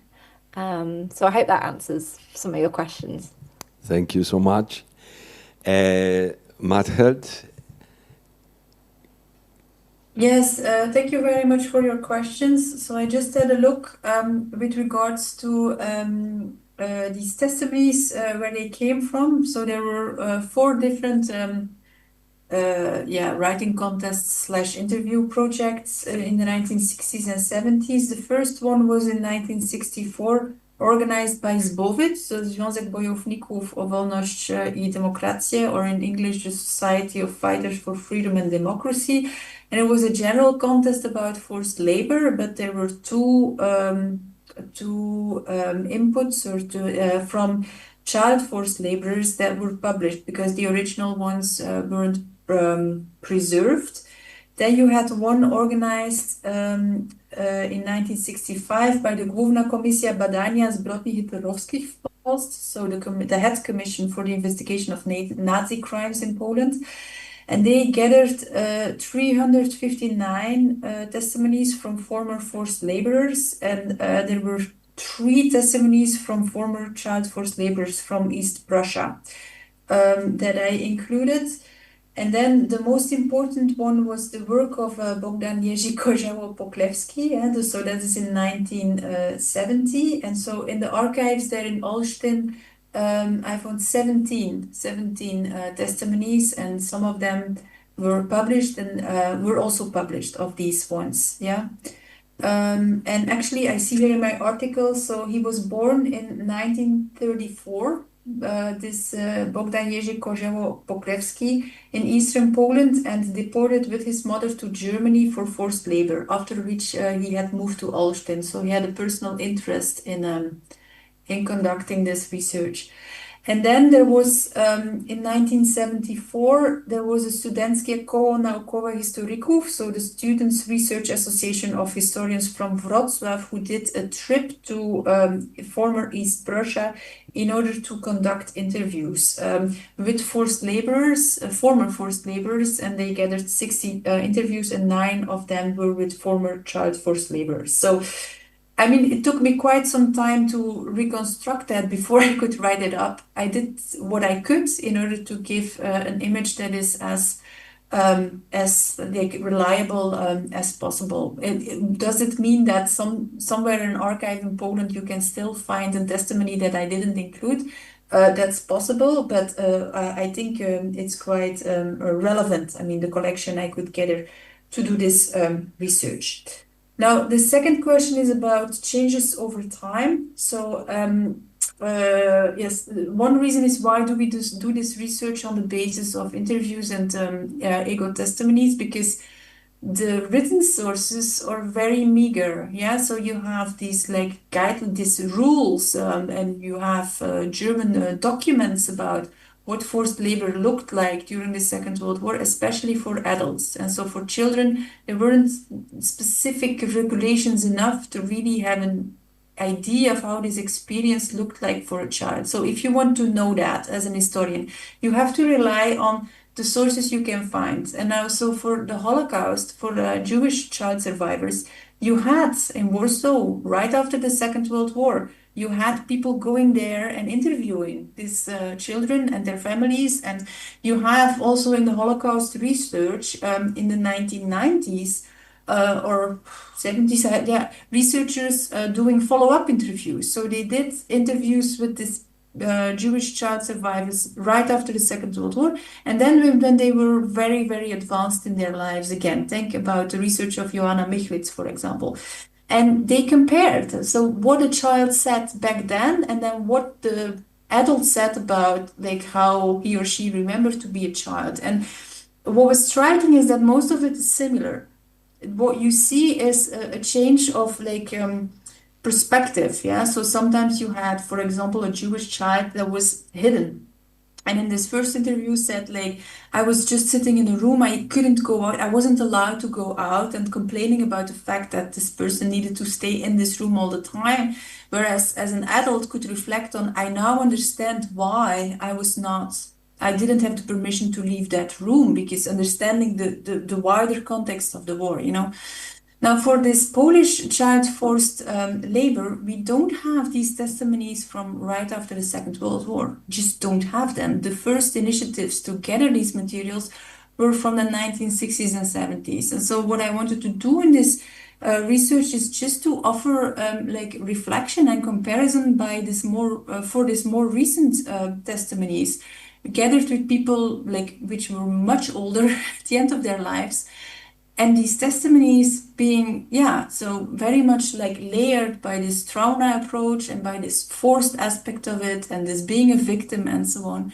And I think that that is what an historian can do, just take the materials that are available and be as reflective as possible and compare and say, like, what are the advantages and disadvantages of such sources? What do they tell us? But also where the gaps will always be, because it's reconstructing the past. So that would be my answer for now. Yeah, thank you very much. And for this very last statement about our goal as historians is reconstructing the past in a reliable way. And thank you so much for your the research you've done.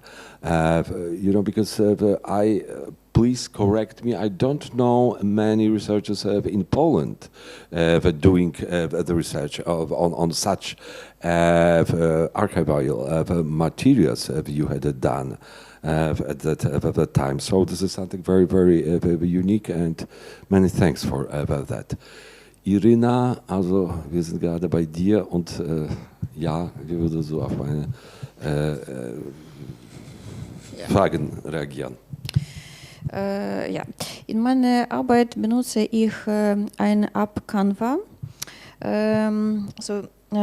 weil mit dieser App macht unsere Arbeit interaktiv und hilft dabei viele kleine Details wissen.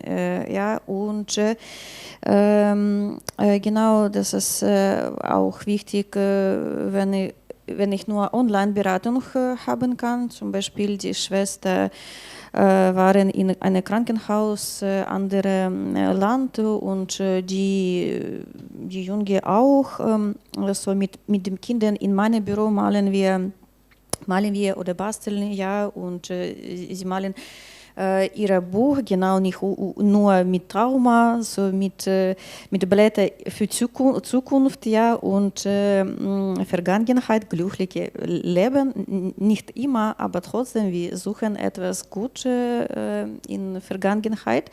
Und ja, die Kinder aus Syrien, Iran und andere lernen Deutsch als ich und wir sprechen weniger oder nicht gut grammatisch, es ist egal, aber für Arbeit, für Eltern brauche ich Hilfe, Deutschmeister, Sprachmittlerhilfe, weil trotzdem sie keine Deutsch wissen, nur Dari, Farsi, und benutze ich viele verschiedene Schablonen mit Bild, so als zum Beispiel sie gesehen hatte, ja.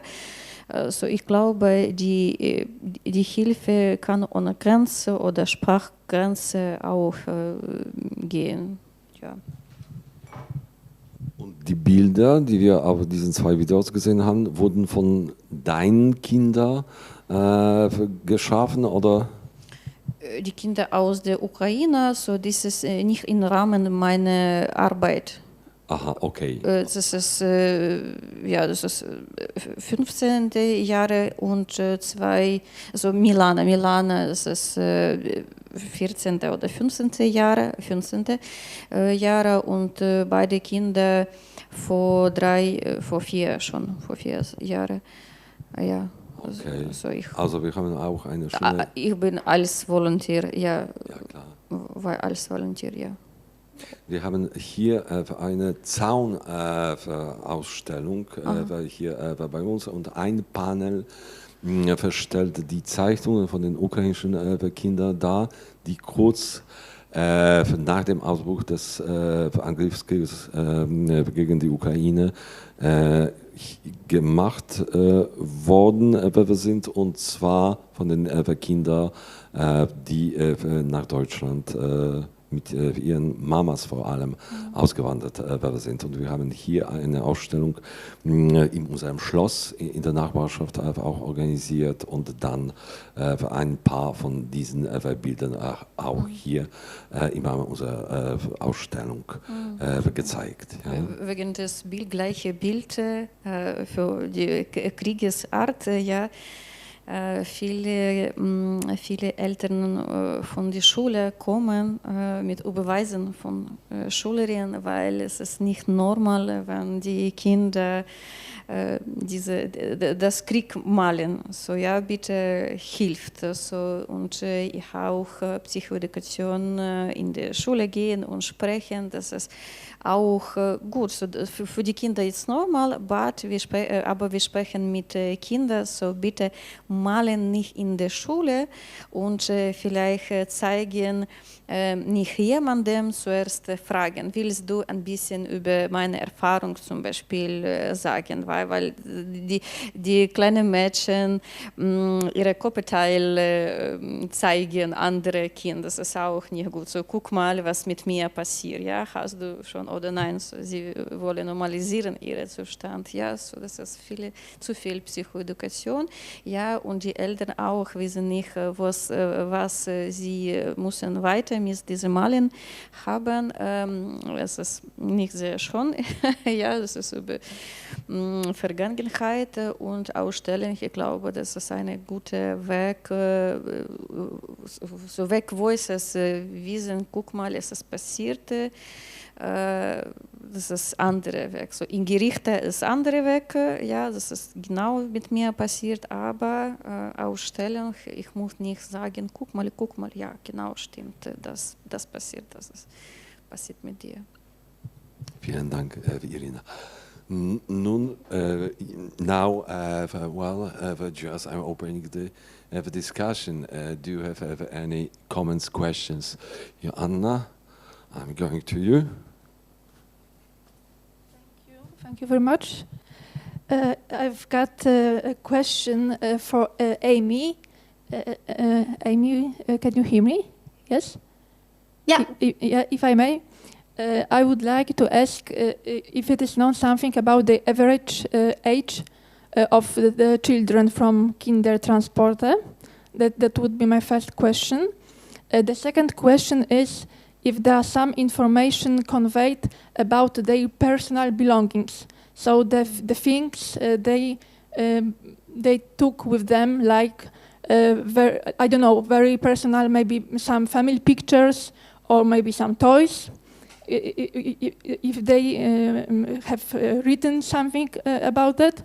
And the third last question, a little bit depressive, but I am eager to know, I am curious if there were some cases of deaths of children during the transport itself. Oh, they're all really wonderful questions. So in terms of the age, they were aged between infants and 17-year-olds. So there were children as young as 6 months on there. They came in like a little cradle basket. So a lot of the documents that we have in terms of these like diaries or drawings and things like that are mainly from a lot of the older children. So it's interesting when we're looking at the lists and their documents, we don't have those obviously for the younger children. So we get like a retrospective understanding of what the Kindertransport meant to them, whereas from the older children, we get their documents from the time, like diaries, and then their recollections in later life. So there's such a rich sort of understanding that we can create from that. What they packed is, really interesting. So we have packing lists of what the children were supposed to pack. And then we could sort of, think about them in relation to what they then did pack. And, some of the children talk about in their letters, I've run out of hair ribbons, for example, and they've run out of hair ribbons because some of the girls who come on other transports don't have, the means of which they formerly did. So some of the children start to hand out other things to other children because they don't arrive with those things, which is a really fascinating story in and of itself. The children, some of them bring ice skates with them, and they talk about that in their letters. And again, the sort of things that they packed, you obviously don't see in their travel documents. But we do know that there are these lists, and then they bring other items that aren't on the list. So it's interesting that there are allowed to take items that, aren't on the official list of what you should pack.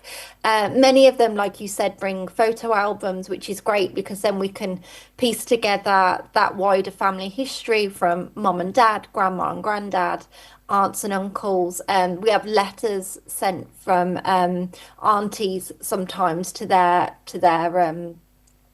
like sisters or brothers' children, which are great to see.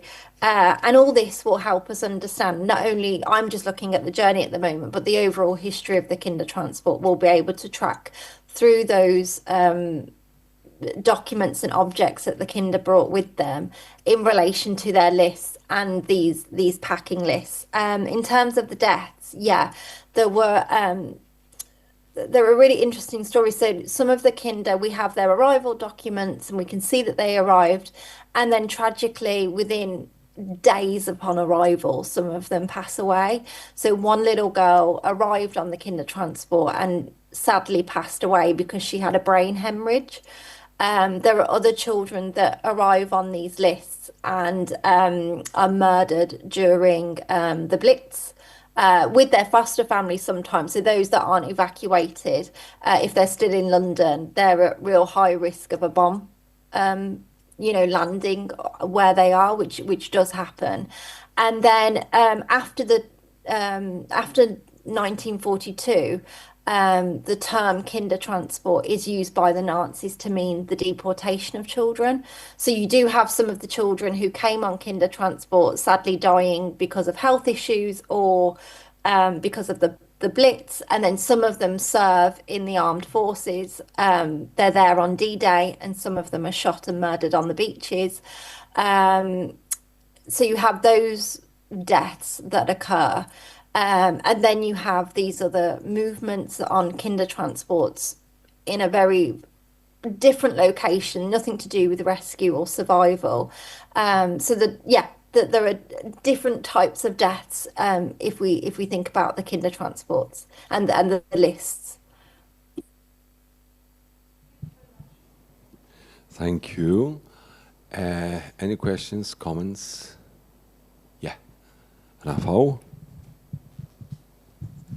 Thank you for all the presentation. I have a question to Iryna. And soll ich meine Frage in Deutsch stellen oder Englisch? Okay. Danke für deine Arbeit, das sehr wichtig ist, und für deine Geduld, als wir gesprochen haben. Ob ich das gut verstanden habe, du arbeitest über Interpretationen dieser Zeichnungen, richtig? So, meine Frage ist, naive Frage, wer macht diese Interpretation? Du selbst oder das entwickelt sich durch die Arbeit mit den Kindern und die Eltern? Und wie erstellt diese Sinn am Ende? Und meine zweite Frage ist über die neue Situation der Kinder aus der Ukraine, die als Familie entschieden haben, sich nach der Ukraine zurückkehren. Und deine Präsentation trägt den Titel Trauma muss ein Ende haben. Und das ist das Gegenteil. Man muss erklären, warum wir wieder ins Krieg fahren.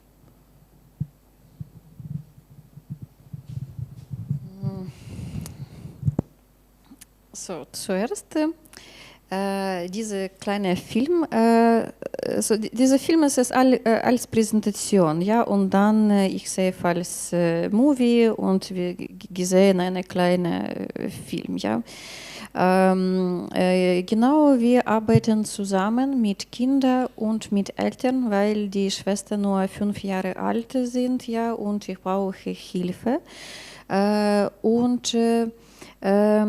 Also die arbeitet 2 Monate dauert, Minimum, weil es ist so traumatisch. Wir müssen als Puzzle zusammen History sammeln, was ist passiert, ja, und was wir haben früher und genau meine Arbeit, welche dein nächster Schritt, ja, deiner Schritt, nicht von jemandem.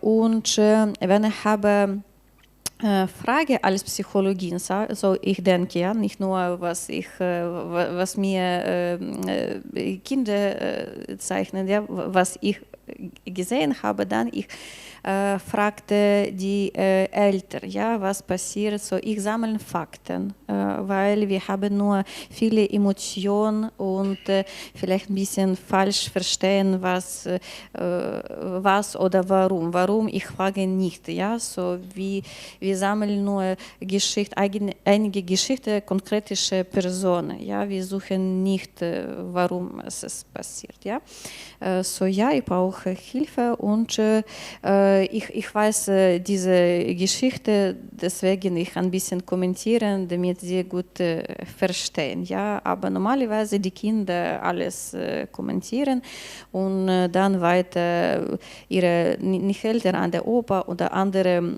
in Klassenzimmer auch können präsentieren und es ist gute Instrumente, besonders wenn die Kinder kleine nicht malen kann oder körperliche oder mental Behandlungen haben auch, ja, so das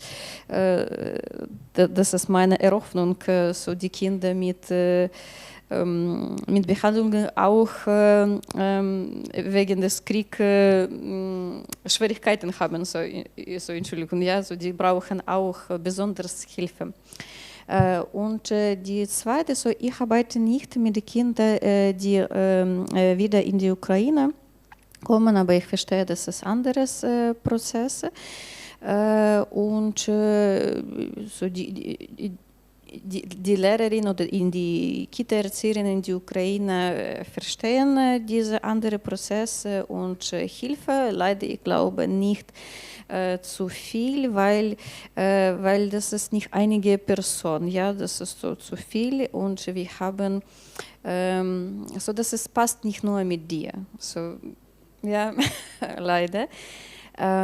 Und ja, hier ich immer erkläre. So zuerst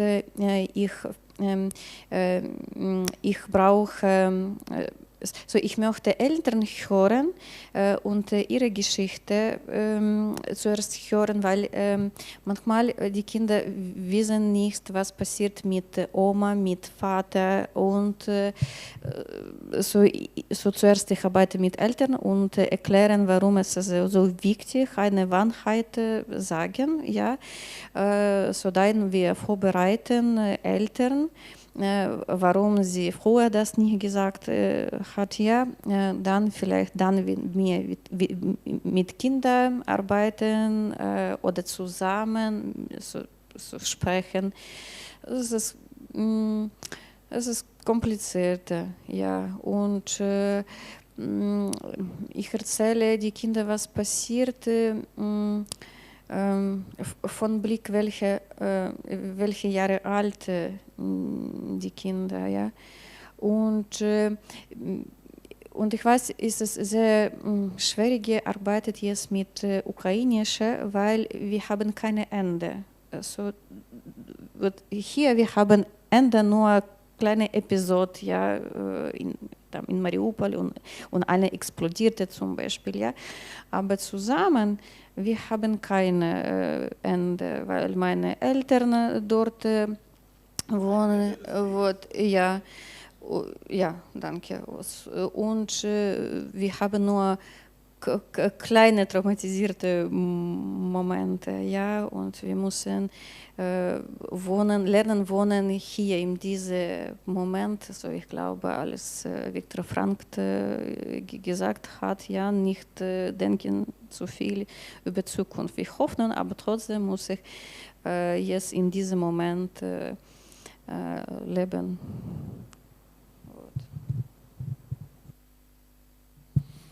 Vielen herzlichen Dank. Дуже дякую, Iryna. Thank you so much for being with us today, for all your contributions. Emmy, we are crossing fingers for your FFA project. We would be delighted if you deliver just something to the conference volume we will be preparing with Joanna in the next year. So we remain in touch. Machteld, it's pity that if you had published already everything on your previous researches, but we will stay in touch anyway because of your research you are doing at the moment, and your comment on the Polish language is fantastic, I have to say. So I guess you are interested in Polish history, not only on in the history from the child's perspective, but also in Polish history in a more comparative perspective. May I say something? Yes, please. Come in at the end. So, because I want to make a little bit of promotion of a book that was published. I don't know whether you know about it. Jakub Gałęziowski, who is a very, very talented postdoctoral researcher in Kraków. And his PhD thesis was published as Niepowiedziane biografia polskie dzieci urodzone z powodu wojny, and it received a prize. It was published with Krytyka Polityczna, and it received a very important prize for non-fiction literature, I think last year. And I was in the jury of his PhD defense. And so this book is really on children born because of the war, yes? And so one chapter in the book is about Polish women who were deported to work in Germany and who became pregnant. And these children were born and had a German father, mostly an unknown German father, and then a Polish mother. And he did interviews and also looked for a lot of archival materials. And so there is not so much research available on related to what I presented today, but this is something which is very, very good. And he did that research in co-tutel with a university in Germany. Yes, so this is, I put it in the chat actually, so if you would be interested. He also published something about it in English. Yeah. An article, I think. Yeah, thank you for mentioning Gałęziowski's book. Actually, his book was supposed to appear in one of our publication series that we have here at the Center for Historical Research, but unfortunately we didn't ever get enough finances to do that. And there's another important book on the forced laborers from Poland, which was authored by Katarzyna Woniak, our researcher here at the Center for Historical Research. Katarzyna Woniak, he found fantastic Igor documents in the form of the letters written by the Polish forced laborers in Berlin to their families, and a dozen of those had not been opened yet, had never been sent to the families of the people, of the Poles who were forced laborers here. So another biographical